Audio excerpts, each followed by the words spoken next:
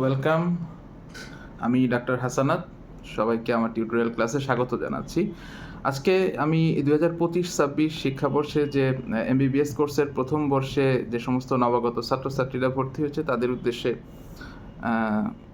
একটু বলতে চাই। সেটা হচ্ছে, নবাগত ছাত্রছাত্রীরা যখন ফিজিওলজি ডিপার্টমেন্টে যায়, প্রথমেই আসলে তারা যেই টার্মিনোলজিটার সাথে পরিচিত হয় সেটা হচ্ছে হোমিওস্ট্যাসিস এবং ইন্টারনাল এনভায়রনমেন্ট।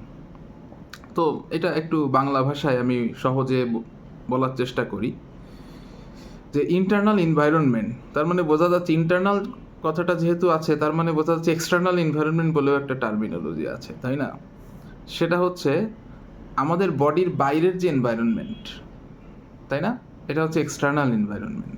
হ্যাঁ, এনভায়রনমেন্টটা কি? আমাদের সারাউন্ডিংসে যা কিছু আছে সেটাই আমাদের এনভায়রনমেন্ট। এখন খেয়াল করেন, এখন বাইরের এনভায়রনমেন্ট যদি ভালো থাকে, এক্সটার্নাল এনভায়রনমেন্ট, যেমন ধরো আজকের টেম্পারেচারটা, এনভায়রনমেন্টাল টেম্পারেচারটা ভালো আছে, কমফোর্টেবল, যে কারণে আমরা কি করছি, স্বাভাবিক কাজকর্ম মেনটেন করতে পারছি, তাই না?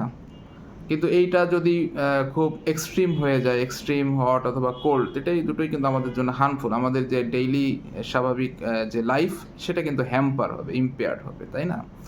সো বলা যায় যে আমাদের যে দৈনন্দিন কাজকর্ম, চলাফেরা, এটা ডিপেন্ড করে আমাদের যে চারদিকের পরিবেশের উপর। পরিবেশ ভালো থাকলে আমরা ভালো থাকি।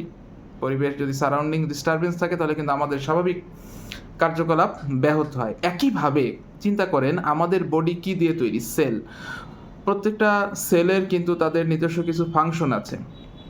তাহলে এই সেলের ফাংশনগুলো ডিপেন্ড করে তাদের চারদিকের পরিবেশের উপরে, তাই না? তাহলে সেলের চারদিকে কি আছে? সি অফ সল্ট, যেটাকে আমরা বলি এক্সট্রা সেলুলার ফ্লুইড, তাই না? তাহলে সেলের যে সারাউন্ডিংস, এইটা যদি ভালো থাকে, তাহলে সেল তার স্বাভাবিক যে কাজকর্ম, সেটা প্রপারলি সে এক্সিকিউট করতে পারে, তার লাইফ এবং সার্ভাইভাল এগুলো সঠিকভাবে সে মেনটেন করতে পারছে। এই জন্য, যেহেতু সেলের চারদিকে এক্সট্রা সেলুলার ফ্লুইড আছে এবং সেলের জন্য যে সমস্ত প্রয়োজনীয় যা কিছু দরকার হয়, সব কিছু কিন্তু এই এক্সট্রা সেলুলার ফ্লুইড থেকেই কিন্তু সাপ্লাই আসে, তাই না? সো যতক্ষণ এক্সট্রা সেলুলার ফ্লুইডে যে সমস্ত নেসেসারি নিউট্রিয়েন্ট থাকবে, বা অক্সিজেন বলেন, ফ্যাটি অ্যাসিড, ডিফারেন্ট আয়ন্স, এগুলো প্রপারলি মেনটেন হবে, ততক্ষণ আমাদের বডির সেলগুলো কিন্তু তাদের স্বাভাবিক কাজকর্ম এবং তাদের লাইফ মেনটেন করতে পারবে। এই জন্যই কিন্তু এক্সট্রা সেলুলার ফ্লুইডকে কি বলা হচ্ছে? Internal environment of the body. এই টার্মিনোলজিটা একজন ফ্রেঞ্চ ফিজিওলজিস্ট ফার্স্ট ইন্ট্রোডিউস করেন, তার নাম হচ্ছে ক্লদ বার্নার্ড। উনি এই ইন্টারনাল এনভায়রনমেন্টকে ফার্স্ট ইন্ট্রোডিউস করেন এবং যে টার্মটা ইউজ করেন সেটা হচ্ছে মিলিউ ইন্টেরিয়র।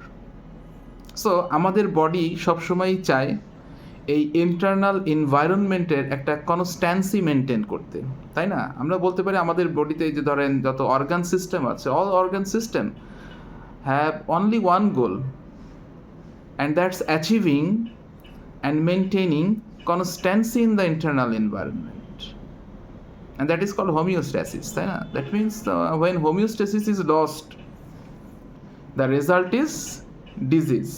Okay, so আমার মনে হয় আমি এই দুটো টার্মিনোলজি বোঝাতে পেরেছি। ধন্যবাদ সবাইকে।